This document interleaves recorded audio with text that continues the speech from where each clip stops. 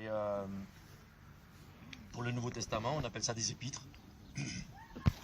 Et puis des prophètes, des hommes qui étaient en contact permanent avec Dieu, qui vivaient quelque chose de très fort, ils avaient une vie à part avec Dieu. Il y a eu des rois qui ont écrit, il y a eu des guerriers, il y a eu des bergers. Et l'Ancien Testament en hébreu a été écrit sur une période à peu près de 400 ans. Et tous les écrits, eh bien, une fois rassemblés, forment la Bible. Et nous sommes eh bien, des hommes et des femmes au profit de tout ce que les hommes de Dieu, inspirés par Dieu, ont reçu de Dieu et puis ont rassemblé. Et ça forme la Bible. Donc c'est un ensemble de livres. Il y a 66 livres et merci Seigneur de ce que dans ces livres-là, eh bien, il y a des autres livres qui ont été écrits par des hommes qui étaient impactés par Dieu. Et puis forcément ne se trouvent pas dans la collection des 66 livres. Mais il y a des livres qui ont été disparus. Et on trouve dans la Bible, eh bien, il est écrit dans le livre d'un tel, mais on ne le retrouve plus. Ou alors, il n'a pas été assemblé. Avec la Bible, comment elle est constituée maintenant. On a essayé par diverses manières de détruire la Bible. On a persécuté le peuple d'Israël qui portait la Bible dans leur connaissance, au travers de la Torah. La Torah, c'est la loi. Et dans les livres historiques, on décrit tous les péripéties du peuple d'Israël. Et on voit combien Dieu a été présent, combien Dieu a manifesté sa grâce, avec quelle puissance il a manifesté ses hauts faits. Et puis, eh bien, la Bible est parvenue jusqu'à nous. Donc imaginez-vous la chance que nous avons d'avoir une telle collection, une telle révélation venant de la part du Seigneur. Et avant que les choses soient écrites, il y avait quand même des hommes qui recevaient eh bien, des révélations de Dieu. Ils étaient visités par Dieu. On va prendre pour exemple Abraham. Abraham, ça se trouve dans Genèse 15 au verset 6. Et c'est pour la première fois, il a fallu attendre 15 chapitres pour qu'on puisse parler de quelque chose qui est fondamental. C'est comme, on pourrait dire, quelque chose qu'on ne peut pas éviter. C'est comme un pilier, c'est une garantie, c'est la foi. Il a fallu attendre le 15e chapitre de la Genèse pour qu'un contact se fait, une rencontre se fait entre Dieu et Abraham pour qu'on puisse parler de la foi. Donc la foi, c'est ce que nous vivons. Et la Bible affirme dans le Nouveau Testament et dans l'Ancien Testament, en parlant d'Abraham, qu'il est le père de la foi. Donc quand on parle de père, c'est-à-dire qu'il est lui le prémisse, dans cette forme-là précisément, où il va enfanter par la foi qu'il a, dans ce qu'il va communiquer aux autres. Il va réveiller, il va faire naître dans les cœurs de ceux qui sont en contact avec lui les promesses qu'il a reçues de Dieu, ce que Dieu lui a promis, et qui va stimuler en lui le fait de croire en Dieu et de lui être fidèle, d'être loyaux envers les promesses de Dieu et l'engagement de Dieu pour lui. Et il va tellement mettre en évidence ce qu'il a reçu du Seigneur, ce que lui, il a vécu comme un pacte profond avec le Seigneur dans sa rencontre, eh bien ça va être tellement vivant, une présence de Dieu sur lui, eh bien il va communiquer ça aux autres. Et que ce soit dans l'Ancien Testament ou dans le Nouveau Testament, il est écrit eh bien, que le juste vivra par la foi ou par sa foi.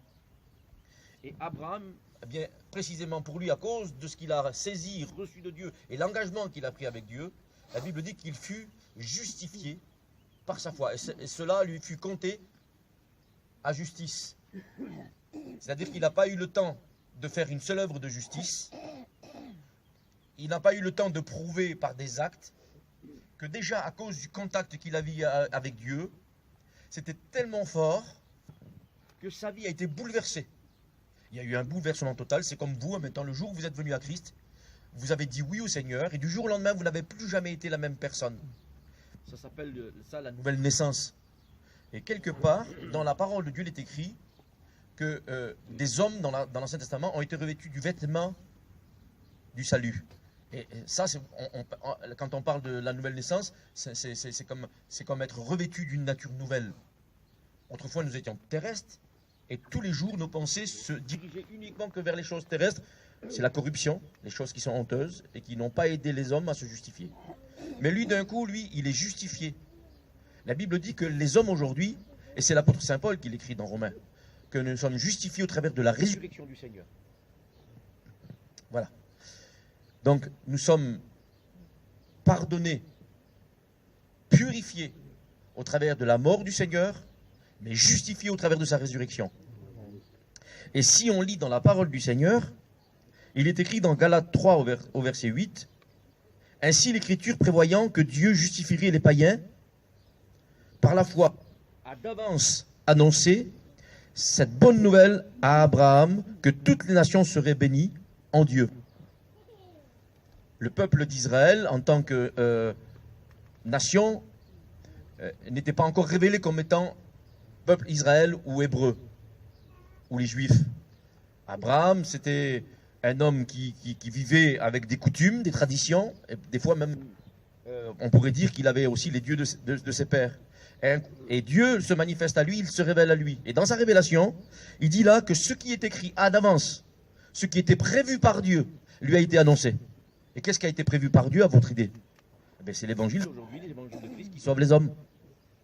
Et la révélation qu'il a reçue, parce que quand on le lit ça en grec, c'est Dieu a d'avance annoncé. C'est-à-dire que cette bonne nouvelle, la bonne nouvelle, c'est l'évangile.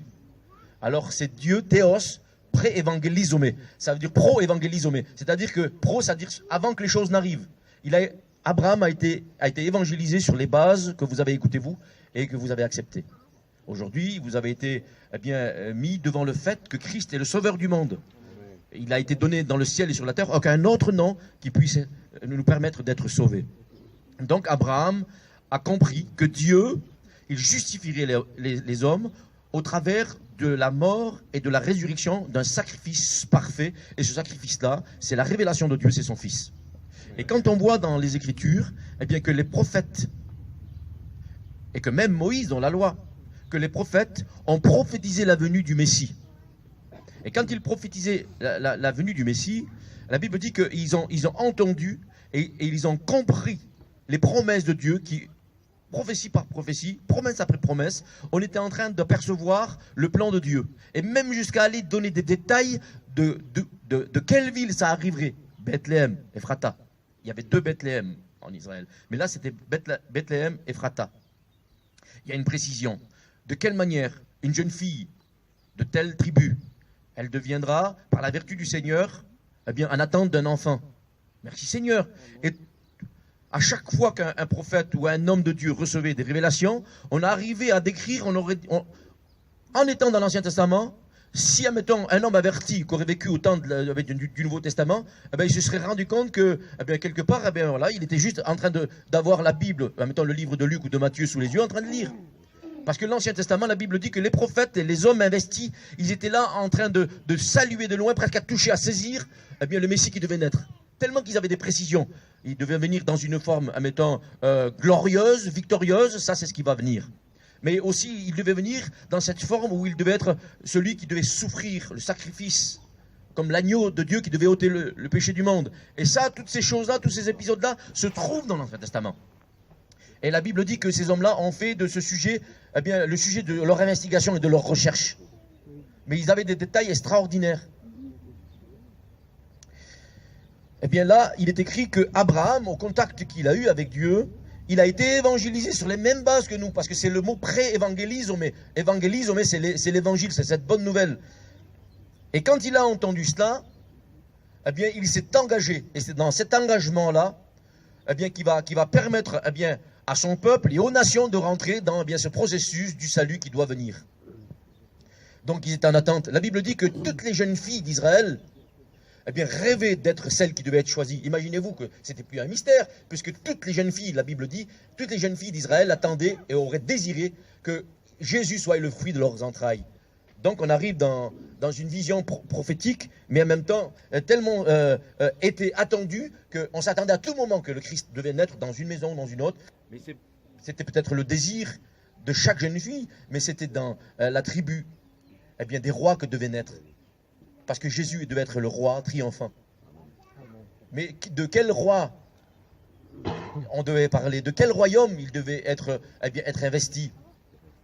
Et de quelle manière l'investiture devait se faire? Il faut une cérémonie, il faut une couronne. Et nous savons que la couronne dont il a été investi, c'est une couronne d'épines. Les épines, c'est quoi? C'est la malédiction. C'est le symbole de la malédiction. Il a été victorieux, le roi puissant. Il a été victorieux sur ce qui était eh bien, une malédiction pour nous. Il s'en est fait une couronne.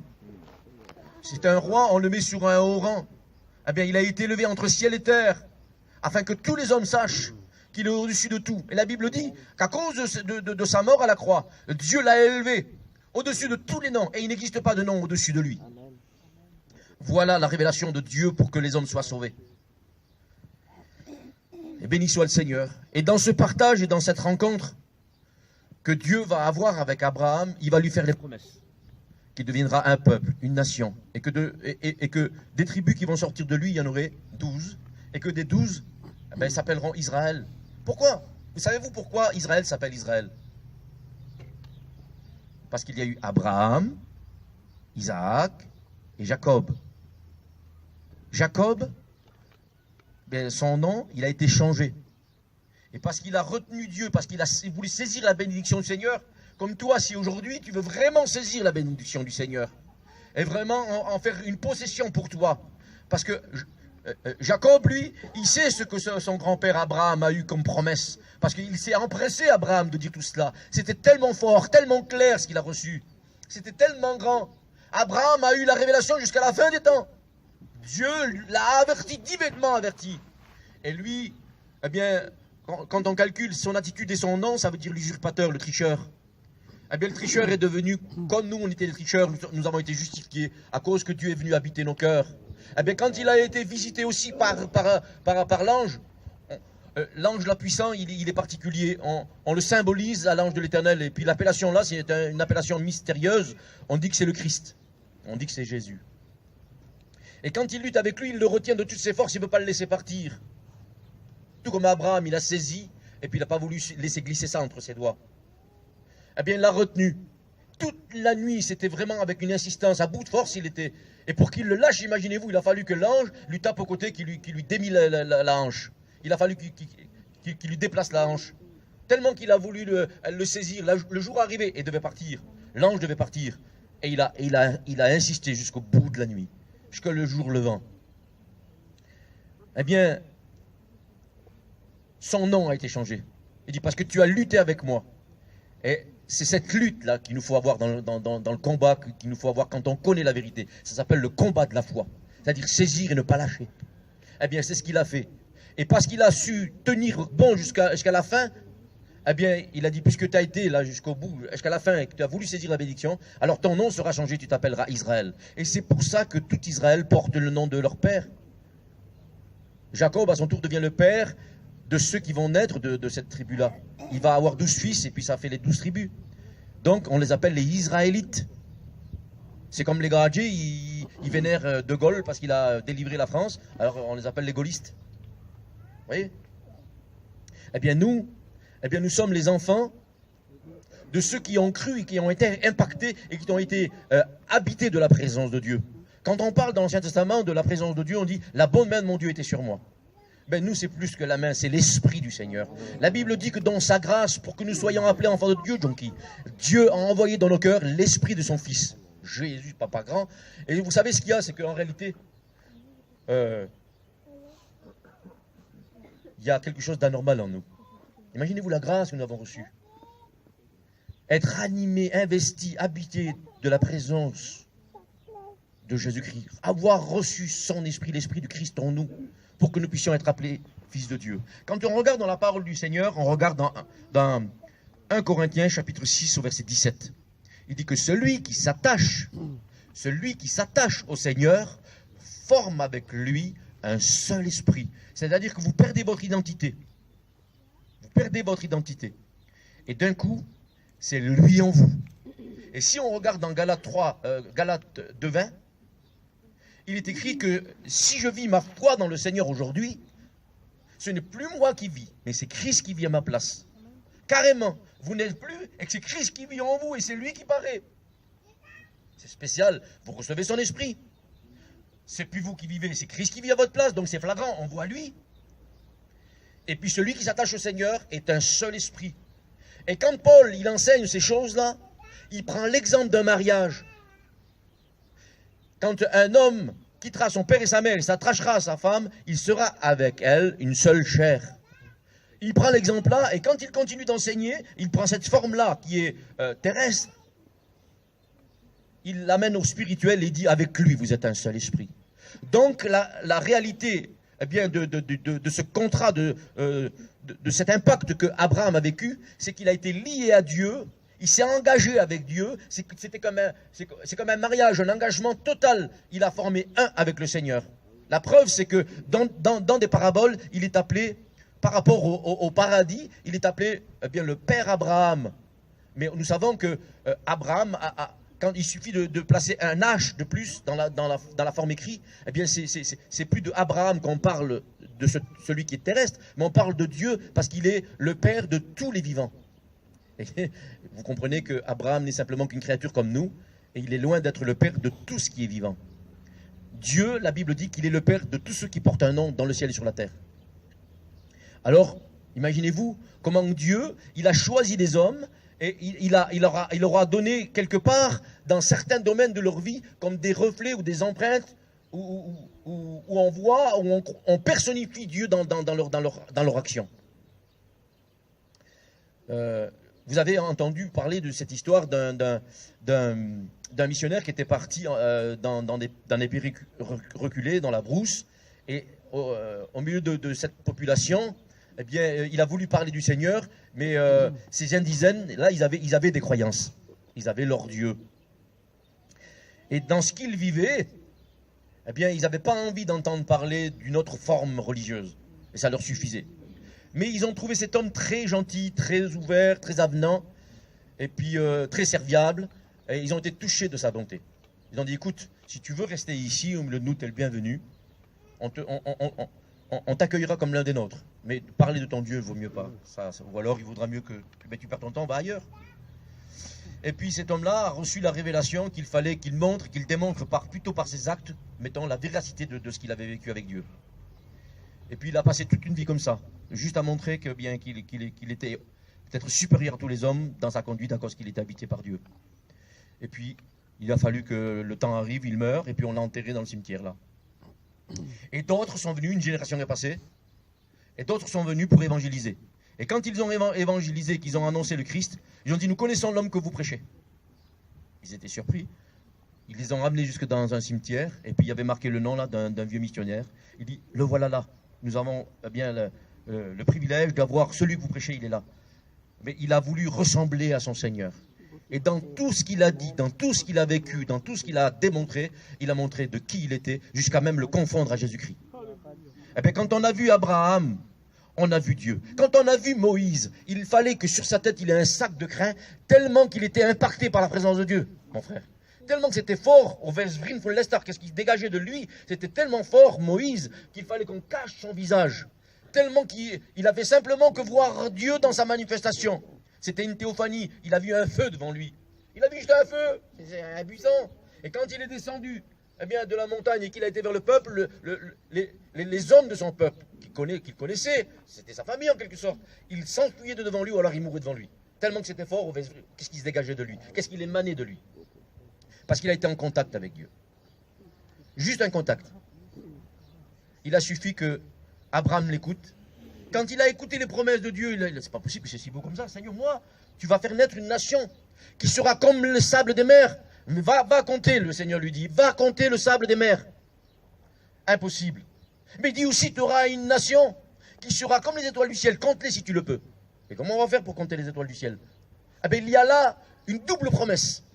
Il dit, je bénirai, tu auras une grande nation. Mais comment je vais faire? Je suis vieux et c'est impossible pour moi. Je suis malade et je ne peux pas avoir d'enfant. Et puis oui, mais tu auras une nation, à un âge déjà bien avancé, et puis va naître le peuple d'Israël, dans le 12 tribus, imaginez-vous, quelle quantité. Et puis, toutes les nations seront bénies en toi. Et toutes les nations seront bénies en toi, c'est les étoiles du ciel, parce qu'elle est céleste. C'est par l'esprit que nous sommes devenus, c'est par la promesse que nous sommes devenus fils de Dieu, et non pas par le sang. Abraham a une nation, une grande nation, c'est par le sang. C'est la promesse que Dieu a faite. Mais il y a une double promesse. Et tu auras une nation aussi qui seront aussi nombreuses que les étoiles du ciel. Et nous, c'est cette espérance-là de la promesse. Nous sommes, nous, cela. Nous sommes comparés à ces étoiles-là. Amen. Et béni soit le Seigneur. Alors, quand il reçoit cette révélation, qu'est-ce que va faire Abraham? Eh bien, Abraham va s'engager. Il va dire, eh bien Seigneur, devant toutes tes promesses, je te fais aussi des promesses. Ah, c'est comme ça alors? Oui. Face à l'engagement de Dieu, face aux promesses du Seigneur, ben voilà que tellement c'est grand, tellement c'est précis, tellement que c'est précieux, eh bien, voilà que Abraham s'engage aussi. Eh bien, Seigneur, si moi, tu fais de moi une grande nation, un grand peuple, et que de ce peuple va naître aussi des nations qui seront reculées, éloignées, et que d'eux, tu feras une nation qui sera comparée aux étoiles du ciel, et que par la foi, elles deviendront fils de Dieu. C'est ce que nous sommes devenus par la foi. Par le moyen de la foi, nous sommes devenus fils de Dieu. Alors, Abraham s'engage. Il s'engage. Et béni soit le Seigneur. Qu'est-ce qui s'est passé? C'est que Dieu a décrit ce qu'il était. Il a décrit toutes ses promesses.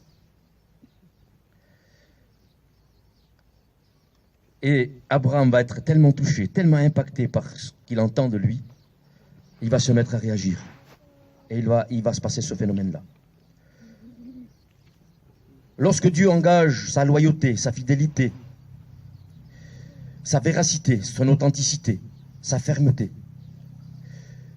eh bien, Abraham, lui, va dire, eh bien, Seigneur, devant toutes ses promesses, je m'engage à te suivre, à t'être dévoué, à t'appartenir, à n'être qu'à toi. Et dans cet engagement, il dit, moi aussi, je te resterai fidèle. C'est là que va naître le mot la foi. Parce que la foi, c'est croire. C'est la confiance. Quand on lit dans Genèse 15, au verset 6, il dit, ah ben, Abraham eut confiance. Il crut. Il s'est engagé. Et nous devons nous engager. Et ne pas croire que simplement la foi, c'est juste croire. Il doit y avoir de notre part un engagement total. Et vous allez vous engager à vivre quoi? Eh bien, vous allez vous engager à vivre une relation intense avec le Seigneur. Parce que là, il est écrit, eh bien que Abraham fut impacté et rempli de ses promesses. Il a été constamment en contact avec le Seigneur. Quand on parle des hommes qui étaient de la même nature qu'Abraham dans ses engagements, on disait que de Moïse, quand il rentrait dans la présence de Dieu, on savait quand il entrait, on ne savait pas quand il en sortait. Tellement que c'était lent, il passait, c'était presque, c'était le prodige, parce qu'on ne peut pas rester aussi longtemps sans manger, sans boire. Eh bien lui, quand il rentrait dans la présence de Dieu, il était tellement rempli qu'il sortait du domaine du terrestre. Il dépassait ce domaine-là. Il rentrait dans un domaine spirituel où il n'y a plus besoin de manger, de boire, ou de dormir, ou de se reposer. Eh bien nous, aujourd'hui, nous avons besoin de ça. Besoin d'être tellement impacté, rempli du Seigneur, qu'il n'y a plus besoin de vivre ce que la terre, ce que la chair nous pousse à vivre. Nous, on a besoin des choses terrestres. La chair est facilement attirée, amorcée par les choses terrestres. Et ces choses-là ne peuvent pas nous servir à ressembler à Dieu ou s'engager en Dieu. Vous vous êtes engagé parce que qui c'est qui veut être perdu? Qui c'est qui va aller au ciel? Ben moi, le premier. Eh bien, mais pour cela, il faut comprendre que le seul éternel, c'est Dieu. Et Dieu en nous, c'est l'espérance de la gloire. Vous le connaissez ce verset. Dieu en nous, c'est l'espérance de la gloire. Mais qu'est-ce que veut dire ce verset? C'est l'espérance de la gloire. La gloire, c'est là où Dieu réside. C'est ce qui se dégage de Dieu. C'est ce qui sort de Dieu. C'est la présence même de Dieu. C'est Dieu là où il réside, où il habite. Et Dieu habite dans une lumière inaccessible. Et ce qui se dégage de lui, c'est tellement fort, tellement puissant, que les anges s'embrasent de la sainteté et de ce qui émane de Dieu. On les appelle les flammes de feu, les séraphins. Donc aujourd'hui, plus que jamais, la foi, c'est pas juste adopter un mode de vie avec une religion. Non, c'est vivre une relation intense avec le Seigneur. Puisque nous l'avons lu, il dit que celui qui s'attache au Seigneur est avec lui un seul esprit. Celui qui vit dans la foi, dit Paul dans Galates, chapitre 2, verset 20, eh bien que ce n'est plus lui qui vit, mais c'est Christ qui vit à sa place. Et c'est dans cette dimension-là que nous devons comprendre que si nous ne sommes pas assistés, que nous ne sommes pas aidés, que nous ne sommes pas animés de l'Esprit du Seigneur, c'est impossible. Parce que dans la chair, il y a une loi, il y a des désirs qui sont contraires à celles de l'esprit. Et si nous sommes seuls, nous sommes eh bien faillibles. Mais si nous sommes avec le Seigneur, avec lui, je puis tout par celui qui me fortifie. Et la Bible dit que si une fois transformé, une fois changé, une fois amené à une nouveauté de vie, eh bien l'homme nouveau se renouvelle de jour en jour dans l'homme intérieur selon la ressemblance de celui qui nous a appelés. C'est quoi cette ressemblance? C'est quoi cette ressemblance? Il est écrit dans Genèse 1, au verset 24, je crois qu'il est écrit, il dit que Dieu a créé l'homme selon sa ressemblance. Et oui, cette ressemblance-là. Selon son image et selon sa ressemblance. Disons que sa ressemblance, ça sera ce côté eh bien, du caractère d'innocence, ce côté du caractère de sainteté, d'amour et d'innocence. Dieu veut cela. Cette moralité profonde de respect, d'amour de l'autre, faire pour ne pas décevoir, ne pas faire pour ne pas heurter. Vous voyez, c'est ça qu'on trouve dans la loi des 10 commandements en réalité. Parlons pas des 613 préceptes de la loi pesante des Juifs, qui ont confondu la tradition des pères et puis la loi de Dieu. Ils ont confondu leurs désirs et la volonté de Dieu. Non, parle pas de cela. Quand on lit « tu aimeras », eh ben, il n'y a rien. La loi n'est pas contre ces choses. Elle accomplit la loi, l'amour. Et donc, si on devrait, imaginez-vous, nous, on se casse la tête, comment faire pour s'améliorer? On est là toujours à calculer, on est soucieux de savoir si on plaît à Dieu ou quoi. Mais l'apôtre Paul, il dit, une seule parole résume et renferme tout, et on arrive à vivre eh bien, le caractère de Dieu. Tu aimeras ton Dieu, oui, tu aimeras ton prochain comme toi-même. Tu vis juste ça, là. Tu vis juste ça. Ben ça y est, tu es en train de quelque part, tu vis ce que se vit dans le ciel avec les anges. Parce que c'est le caractère même de Dieu. Le Seigneur nous a tellement aimés, il ne veut pas nous brusquer. Il ne nous regarde pas comme quelque chose à dédaigner. Il voit une valeur énorme en nous. Alors, merci Seigneur. Tu aimeras ton Dieu et tu aimeras ton prochain comme toi-même. En cela, toute la loi est accomplie. Alors quand je vais aimer mon frère, moi, aime-le comme toi-même. Mais moi, je ne sais pas, moi je veux mon bien. Je m'aime, j'ai une amour propre. Et je crois que par nature, eh bien, nous l'avons reçu. Même quand on était ignorant de la réalité, on s'aimait. On avait reçu ça de nos pères, c'était comme un héritage. On avait de l'amour propre par rapport à nous. Et puis quand tu connais Dieu encore plus, tu réalises que tu es une grâce de Dieu, que tu es un miracle de Dieu, que tu es un prodige. De la poussière de la terre va naître un homme qui a la faculté de prendre des choix, de faire des choses. Et dans ses chromosomes, c'est comme ça, dans ses gènes, eh bien, il y a un reste de Dieu. Et c'est ce que l'apôtre Paul dit, que les inconvertis, sans le savoir, pratiquent la loi en étant ignorants. Il y a des choix, il y a des caractères moraux qui fait que, sans le vouloir, l'apôtre Paul met en avant que les païens vivent les choses qui ressemblent à Dieu. Alors quand tu deviens, eh bien, obéissant, et que tu deviens intelligent pour comprendre ta volonté du Seigneur, eh bien, tu es plus qu'un païen qui vit les choses sans le savoir, dans une inconscience. Quand tu as conscience de ce que Dieu est, eh bien, Abraham s'est mis à vivre quelque chose de très fort. Il s'est mis à vivre, eh bien, une relation avec Dieu. Eh bien, nous, imaginez-vous que la relation, elle est possible, puisque nous avons reçu l'Esprit du Seigneur pour que nous soyons appelés enfants de Dieu. C'est en nous qu'il a placé l'Esprit. Amen. Nous avons reçu l'Esprit de Dieu. Nous nous sommes attachés à nous. Écoutez voir. Pour que Adam et Ève s'attachent, il a fallu qu'il y ait un accord. Pour que moi et Sandrine, eh bien, on soit un, il a fallu qu'il y ait un accord. Pour que Lali et puis Jonky soient un, il a fallu un accord. Imaginez-vous que Dieu a été d'accord de s'attacher à nous. Ben voilà. S'il faudrait juste dire ça du message, je vais m'arrêter, que je parle, ça fait 10 minutes que je parle, ou 20 minutes. Mais s'il aurait fallu juste dire le message pour qu'on soit béni, Dieu a accepté de s'attacher à nous. Quelle beauté, Jonky. Il a accepté. Allez vous marier avec quelqu'un qui sent mauvais. Allez vous marier avec quelqu'un qui se néglige et puis qui le dartego, qui le djungelo. Eh bien, il faut le dire avec vérité. Dans quel état on était? Est-ce qu'Abraham avait mérité? Est-ce qu'il avait mérité par rapport à tous les habitants de la terre? C'était qui, lui? C'était un homme pécheur comme tout le reste. Il n'y a pas un seul juste, pas même un seul. Dieu regarde sur la terre des hommes et il voit que tous les hommes sont insensés et ne savent même pas faire le bien ou discerner ce qui est bien du mal. Les hommes étaient aveuglés par leur sens réprouvé. Mais Dieu, dans sa grâce, il fait le miracle, le prodige de nous faire entendre ses promesses. Mais qu'est-ce qui va se passer? Parce qu'on entend juste les promesses, ça va nous transformer. Sa parole, elle est habitée de son esprit. L'esprit, la parole ne peut pas être divisée, Jonky. La Bible dit que c'est décrit dans 1 Jean 3 au verset 9 que celui qui est né de Dieu ne peut pas pécher. Ah oui, mais moi je pêche depuis 33 ans. Mais c'est pas de ce sens-là que dit l'apôtre. Il dit, il ne pourra pas pécher avec un plaisir de faire le mal et de faire comme s'il était païen et puis qu'il n'en a rien à faire de Dieu qui se moque de lui. Il dit, il ne peut plus pécher, pourquoi? Parce qu'il est né de Dieu et qu'il y a en lui la semence de Dieu. Mais c'est quoi cette semence? C'est l'Esprit du Seigneur qui l'a semé en vous. C'est l'Esprit de Jésus en Christ. Il a semé en vous, comme je vous l'ai dit. Pour que soyant appelés enfants de Dieu, il a envoyé dans vos cœurs l'Esprit de son Fils. Et sa parole. La parole de Dieu, c'est Christ. L'Esprit, c'est le Saint-Esprit. En nous, il y a là, nous sommes devenus le temple du Saint-Esprit. Amen.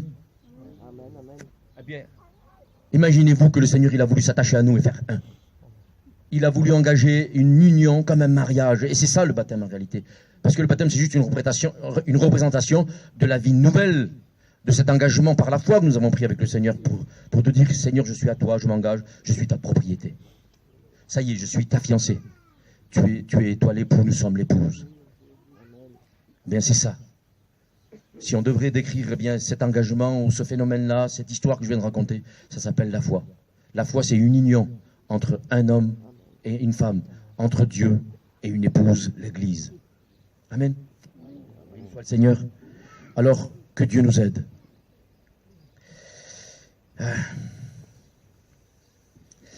y a une union qui s'est faite. Et cette union-là, elle est précieuse, elle est parfaite. Adam, nous savons qu'il a été créé le premier, et de son côté est sortie son épouse. Je l'ai dit dans une autre prédication il n'y a pas longtemps. Quand il a regardé, eh bien, il s'est vu lui. Elle était le clonage de ce qu'il était. Elle est devenue son binôme. Elle était ressemblant à 100%. C'était un clonage. Ah oui, parce qu'elle est sortie de ses os, de sa moelle, de son sang. Elle lui ressemblait, vraiment. À part qu'elle avait les cheveux longs et qu'elle avait les yeux en amande. Eh bien, l'Église, elle est véritablement le reflet, l'empreinte de Dieu sur la terre des hommes. Jésus, il est le deuxième Adam, la Bible dit. Et qu'il est beau. Il porte l'innocence qu'avait Adam avant qu'il désobéisse. C'était lui qui avait insufflé cet esprit d'innocence dans les narines d'Adam pour qu'il devienne vivant. Et puis, cette Ève qui est devenue l'Église aujourd'hui, là, elle ressemble en tout point à Jésus. Pourquoi elle ressemble? C'est comme Adam, il ressemblait en tout point en Dieu, parce qu'il avait pris les mêmes engagements. Il avait répondu à l'appel de Dieu, aux promesses de Dieu, et il les a engagés complètement. Je te promets d'être fidèle, Abraham. Et que ce que je te dis, je dirai jusqu'au bout. Ben, Dieu s'est tourné vers Dieu, il a dit, ben, Seigneur, je te jure d'être fidèle, et je m'engage jusqu'à la fin aussi. C'est comme un mariage. Oui, jusqu'à que la mort nous sépare. Le baptême, Seigneur, je te suivrai jusqu'au bout. Dans les bons et les mauvais jours. Un engagement solennel, total, complet.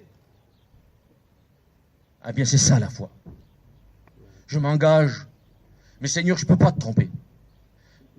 Qui c'est qui va accepter de partager eh bien, celle qui est devenue votre chair? Quand vous êtes trompé, qui c'est qui peut le vivre normalement et faire une fête tous les jours et se réjouir? Jésus, lui, eh bien, il est comme ça aussi. Dieu, lui, quand il regarde les hommes, il dit, adultère que vous êtes, vous ne savez pas que si vous aimez le monde, vous êtes eh bien, un adultère devant Dieu. C'est-à-dire le sens que vous êtes devenu infidèle. C'est le contraire de la foi, l'infidélité. Puisqu'on va personnaliser la fidélité par Jésus-Christ. Et Jésus-Christ est carrément le modèle de la foi. Eh bien, cherchez à rassembler à Jésus et vous allez être l'épouse parfaite.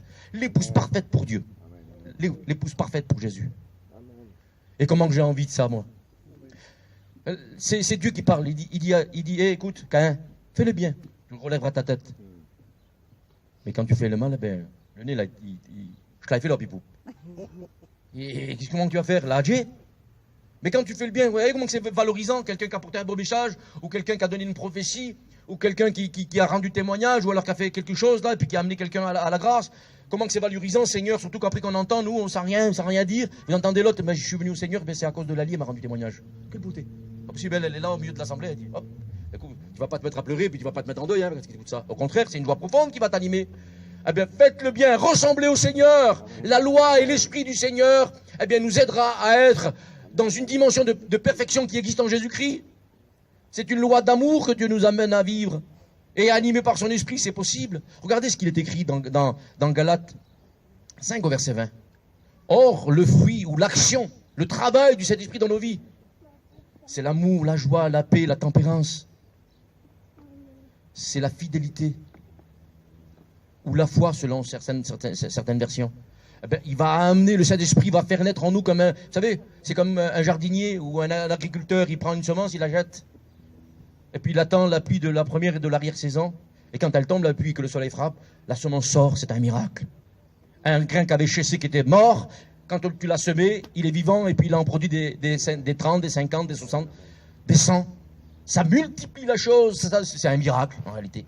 Eh bien, quand le Seigneur il a semé en toi, eh bien, sa parole, et que son esprit est venu rendre vivant cette parole, et quand il a semé ça en toi, et qu'il va par son aide, imaginez-vous, est-ce que le Saint-Esprit sait faire les choses? Est-ce que le Saint-Esprit sait faire les choses? Est-ce qu'il insiste pour que ça marche? Quelles difficultés pourrait-il rencontrer? Qu'est-ce que c'est qui pourrait résister si ce n'est ton refus ou ton manque d'engagement?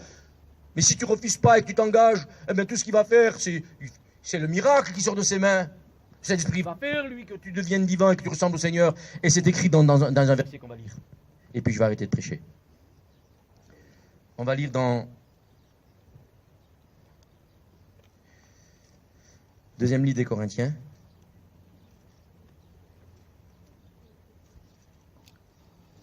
Chapitre 3.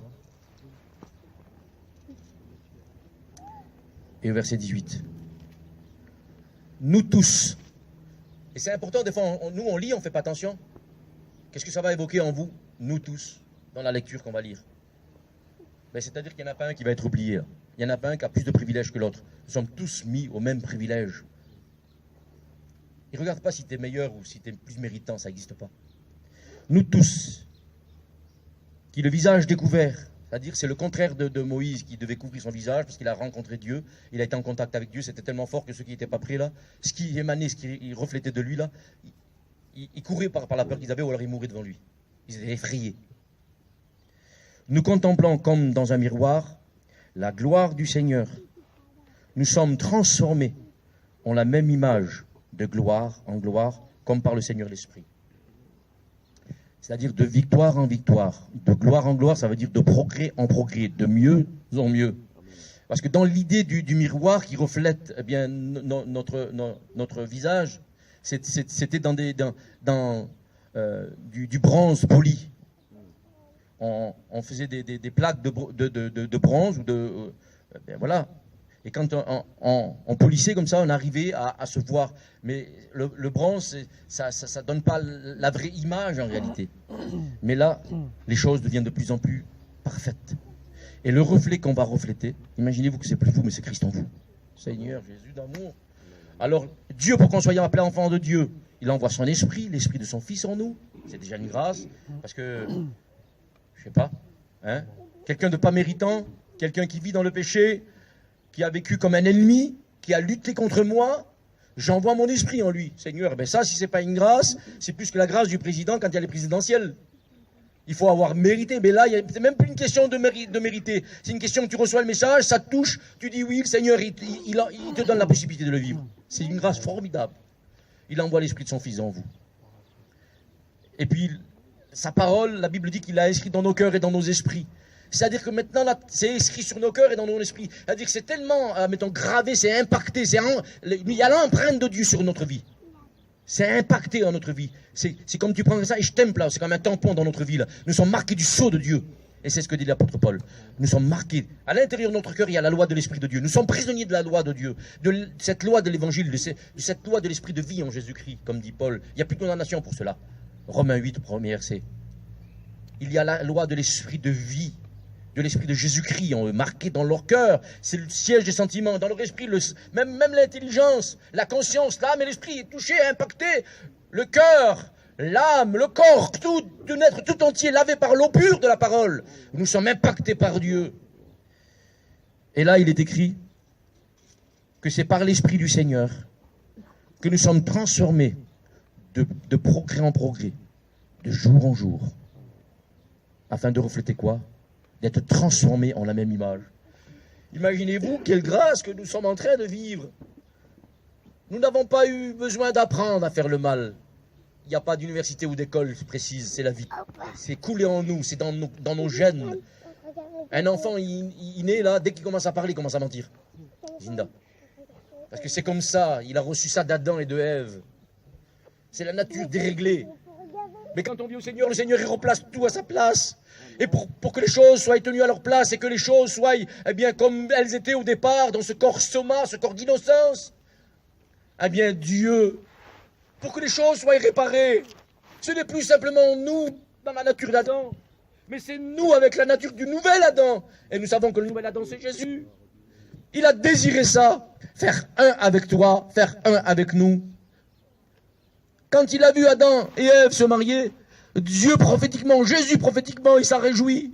La Bible dit qu'il se réjouissait sur le globe de la terre. Quel est ce là? Il dansait, il s'est réjoui, c'était une fête. Il a vu Adam et Ève se marier, et a dit, au travers d'eux, il a vu l'Église arriver et que Jésus se marierait à l'Église, c'est-à-dire à toutes les nations, pour faire un, pour ramener ceux qui étaient faillibles, ceux qui avaient subi les assauts du diable, mensonge, la haine, devenir capables d'aimer et de servir Dieu. Parce qu'il nous a donné, écoutez voir. C'est pas le sens que Dieu va tout faire, et puis que l'Esprit de Dieu va tout faire, que la parole de Dieu elle est là. Non, il a changé notre nature. Il a arraché, comme vous savez, comme celui que je vous ai dit là, qui sème la semence là, le jardinier, l'agriculteur. Vous avez déjà vu des agriculteurs intelligents qui veut faire du fruit et qui veut avoir du bénéfice de son grain, semé dans les épines, un champ d'épines. Vous avez déjà vu ça, vous? Il n'y a pas d'homme qui soit intelligent qui fasse ça. Le Seigneur, il a arraché. Il a enlevé toute racine d'amertume, toute racine mauvaise de nos cœurs. Il a fait ça au travers de sa parole. Il nous a aidés. Et puis il nous a donné une nature qui sait recevoir la semence. Et quand Jésus fait la parabole, il dit, il trouva une bonne terre. Vous êtes devenus une bonne terre. Pourquoi? Parce que vous êtes meilleurs que les autres? Parce que le Seigneur a fait un travail. Quand Dieu fait les promesses, quand il parle à Abraham, il dit, voilà, je vais vivre un contrat avec toi, ça s'appellera la foi. Et tu seras justifié à cause de ça. C'est juste que moi, je vais faire le ménage dans ton cœur, et je vais mettre mes sentiments, je vais habiter en toi, je vais te marquer de ma loi. Et ça a marché, la preuve, encore aujourd'hui, on dit qu'il est le père de la foi. Et quand on parle du paradis, les Juifs encore disent que c'est le Saint d'Abraham. Le paradis qu'on appelle nous paradis, les Juifs l'appellent Saint d'Abraham. Pas important ce qu'il a vécu, faible l'importance du petit monsieur là. Ce qu'il a vécu comme rencontre avec le Seigneur, vous avez rencontré Dieu. Et si vous ne l'avez pas fait encore, il est prêt à frapper à la porte de votre cœur et faire une véritable rencontre avec vous. C'est le Seigneur qui dit. Il ne dit pas « je serai », il dit « je suis avec vous jusqu'à la fin ». Et quand on considère que le Seigneur il est en nous, la foi ça devient la présence de Dieu. La foi ça devient la présence de Dieu en nous qui nous permet de vivre en contact avec Dieu et simplement de ressembler à Dieu parce qu'il nous anime par son esprit pour arriver à une ressemblance, celle du Fils de Dieu. Et c'est l'apôtre Paul qui parle à des chrétiens qui boitent un peu. J'arrête de prêcher. Il dit, je souffre pour vous les douleurs de l'enfantement, jusqu'à que le Christ soit réellement créé ou formé et enfanté en vous. Alors, le Christ est né dans nous. Parce que quand un homme se marie avec une femme, Dieu leur donnera à vivre le miracle d'avoir une naissance. Et c'est Ève qui dit, à l'aide de Dieu, j'ai créé un homme. Eh bien, en nous est créé ce Christ en nous. Ça y est, il est en nous. Il est en nous, Seigneur. Et je ne sais pas si vous réalisez l'importance de ce message. Mais si vous le réalisez, eh bien, vous allez vivre des choses glorieuses. Votre joie, votre énergie, elle va se multiplier. Parce que ce n'est pas en vain que vous luttez. Ce n'est pas en vain que vous souffrez. Dieu vous bénisse. On prie le Seigneur ensemble. Je veux te rendre grâce et te dire merci.